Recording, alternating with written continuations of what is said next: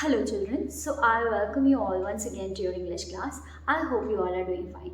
Children, for today's English lesson, we are going to start a new chapter from your Mastering Grammar book, and that chapter is Direct and Indirect Speech, also famously known as Narration. Yes, so the art of storytelling, children, when you narrate a story, has to be always in indirect speech. Now, what do I mean by this direct and indirect speech? Now, sometimes it might happen that you need to say the exact words of the speaker as it is told. Yes, and sometimes it might happen that if you're narrating it, if you're telling it to some other person, you do not quote words, but you do not means you just change it into past tense. I have already told you that when you are answering questions, then you do it in what? In indirect speech, that means in reporting speech. So here we are going to learn about the art of speaking and how we report as well as how we quote other people. Yes, now when we report what a person has said, we do it in two ways. Either we do say the exact words what he has told or she has told, or we can change the method, we can say it indirectly. Now, when we give the exact words that the person has used, it is called direct speech. Now, let's see first. If I said, the teacher said to her, sit down. So, I have quoted the exact word of the teacher. Yes? Now, if I want to tell it to someone in another way, so I would have told the teacher told her to sit down. Yes, and there's a full stop. So you can see the change, like this kind of sentence in which we quote the words of the speaker. We have quoted here, see, these are our direct speech, and in which we do not quote, instead we report. Okay, we use the indirect method. It is in indirect speech, also famously known as reported speech. Indirect speech or reported speech, and direct speech or quoted speech. Yes, this is also known as quoted, when you quote somebody's word, quoted speech. Yes, so I hope it is clear till here, children. Now, let us see, when we want to convey the thoughts of the speaker without the actual words, but with its full meanings intact, it is called indirect or reported speech or narration. We do not use inverted commas. Read the sentences given below. Mohit said, my mother is busy in the kitchen. If you can see, children, this sentence, my mother is busy in the kitchen, is quoted in the direct speech. Okay, this sentence has the actual words of the speaker Mohit enclosed within what? Inverted commas. So these are our inverted commas. We enclose it, we enclose the direct speech within this. Yes? So now, read the sentences given below. Ranjana said that she would go to the market in the evening. The above sentence is in reported speech because it does not convey the exact word of the speaker Ranjana, and no inverted commas have been used. So the verbs that introduces the reporting speech is called a reported verb. Like, see here, in this one, said to. So which word is reporting? Which verb is reporting? So this told is the reporting verb here. Okay, because it is reporting what she tells or what she told. So this will be the reported verb. So Meena said to Nitin, I ate brownies. Now said to changes into told. Okay, it changes actually, it changes form according to the sentence. I will be explaining that to you later on. So Meena told Nitin that she had eaten brownies, and told here is the reporting verb. Okay, children. Now moving ahead, so what do we learn about direct speech? The exact words of the speaker are enclosed within inverted commas, like here in the first one, see, and the speaker is mentioned. Yes, see, speaker, who is the speaker is mentioned here, right? The first word of the direct speech begins with a capital letter. See, sit. Yes, I have used S in the capital, so it will be capital letter.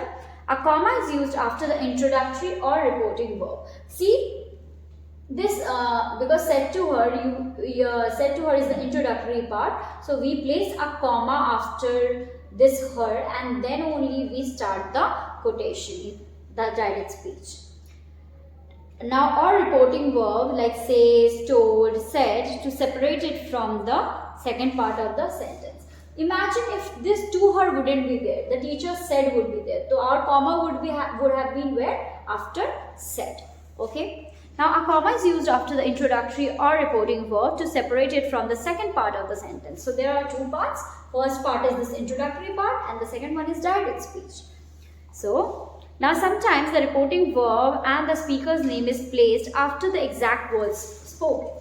Yes. So children, this if I place this part in the beginning, that also won't be wrong. If I said sit down, okay, I have written this, and then I write, again you have to place a comma, sit down, the teacher said. Okay, so you can write it like this also, it won't be wrong. You can place the quoted speech in the very beginning. Okay, so it won't be wrong. Now, indirect speech features. Now, of course, you can see this indirect speech, this one, there is no quotation, right? There is no inverted commas. So, you see, you understand that it is indirect speech. The comma is not used after the reporting verb, but that is used in the place. Imagine if this wasn't an imperative sentence. I will explain you how that happens. If I said, the sun rises in the east. In the east. Okay, and then I have closed it. Then I said, the teacher says. The teacher say. Okay, the teacher said. If I wrote this. Okay. Now, if I write this, we don't change this one because it is a universal truth. So now the teacher said, we can do what? We do not need to put it in, we don't need to put comma, but we can just write, the teacher said that. The teacher said that the sun rises in the east. The sun rises in the east. Yes? Okay, children. So this way we see we do not put comma in the reported speech. Instead we use that if our sentence is assertive sentence. Okay. This was imperative. It was given. We were giving instruction. The teacher was giving instruction. That's why it's imperative, and that's why we have used to there. And this one is a clear assertive sentence. That's why we have used that. So here comes our first rule, that if the sentence in the quoted speech is imperative, okay, we use the word to connect both the parts of the sentence. But if the sentence is like in exclamation or exclamatory sentence or assertive sentence, then we use that to connect them. Yes. And if interrogatory sentence is there in the quoted speech, then we use if or whether. I will be explaining that to you when I give you examples. Okay. Now, moving ahead, let's see the first exercise is right there, exercise A. Let's do that.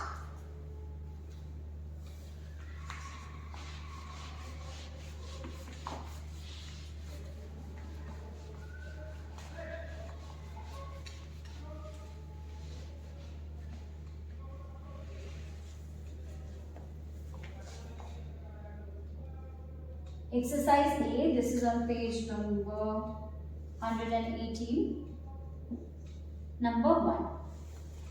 So, state whether the following sentences are indirect or indirect speech. The first one has been done for you. Mohan said, I enjoy solving puzzles. Yes, now children, what you can see, there is a comma after the reporting verb, then we have quotations. Definitely it is what? It is in direct speech. This one is already done for you in the book. Now number 2. You must hurry up and get ready, mother told Rohan. So here, see again quotation is there, so this one also will be in direct speech. Number 3. We shouted, hurrah, our team won. So now, this is also indirect, there is quotation. Number 4. Ramesh said to his father, where are we going during the vacation? Okay. This one is indirect. Number 5. Ragini said, oh, I lost my purse. Again, this is in direct speech. And number 6, indirect speech. Yes, because there is no quotation in that one. Mohana regretted that she had missed the bus. Now, how do we change from direct to indirect tense? Yes, this is very important. So, let's do it.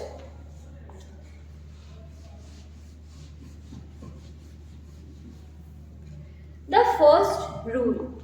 If the introductory or reporting verb is in the present or future tense, the verb in the reported speech is not changed. Okay. So, what do I mean by this? Now, see here.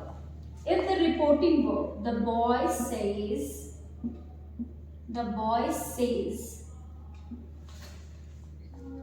Vinay is leaving for a day. Vinay is leaving for a day. Yes. Now, tell me what is the tense of this verb, the reporting verb says. It is what, children? Present tense. So, it is saying that in this quoted sentence, that means in the quoted speech, reported speech, we won't change what? The tense of this verb. It's in present, we will leave it in present only. So, we will write the boy, yes, the boy, this says will remain says, the boy says that will be added, that Vinay is leaving for a day. So, is leaving also doesn't change, it remains in the present only, leaving for a day. Only we have made one change, which is we have added this word that. Now, this was one. Number 2, let's see. See, note that the verb has not changed. Next is Mohan will say, I can't come. So, again, see, it is in future now. The boy, okay, let's write from the book only. Mohan will say. So, this is in future. For the future also same rule applies. You won't change the verb in the reported speech. I can't come. Okay. Now what will it become? Mohan will say remain will say only, remains will say, then it will become that he, obviously the pronoun will be changing, that he can't come. Remember, I am talking about the change in only tense. I am not saying that you are not going to change the pronoun. Obviously, I will change to he because I am talking about him. Because Mohan has said this and I am talking that he won't come. I am not saying I won't come. I am saying he won't come. Now next, if the introductory or reporting verb is in the past tense, the reported speech is also changed into past tense. Okay. So if, see now rule number 2, number 1 example. Neha said, I have a new dress. Neha said, I have a new dress.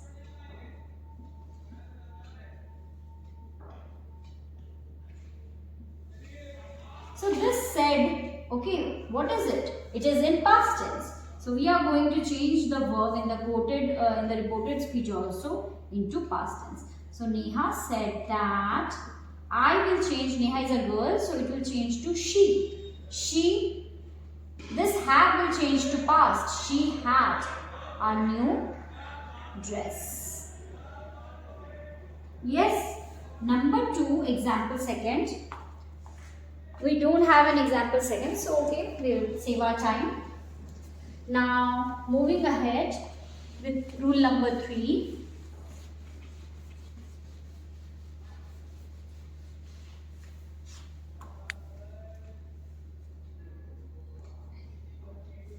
See, I'll just make a table to help you understand this better, okay? And I'll be giving you example. Simple present tense changes to, please write this down in your notebook. Simple present tense changes, okay? If we are talking about direct, this side, and indirect on this side. If the tense of the direct is simple present, then we are going to change it into simple past. Yes, let me give you an example. Actually, I gave the example in like just before this. So there is this example. Ramesh said, I share a large pizza with my friend. Ramesh said, I share a large pizza with my friend. Yes, you have this in the present form. So I share a large pizza with my friend. How does it change? This share will become shared because I am talking about simple present tense. It will change to this. So Ramesh said that he shared. It will become simple past. Shared a large pizza with a friend. Yes, because he has said it, so this I will become the nouns, replacement in the pronoun part. Okay. Now moving ahead. Number B.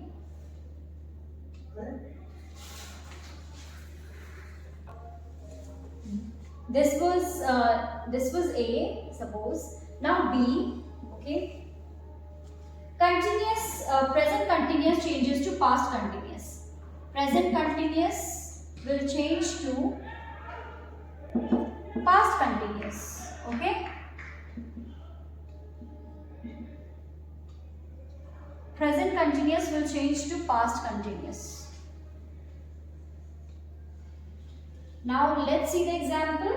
If we have said, Nisha said, I am baking cake for my daughter. Nisha said, I am baking a cake for my daughter.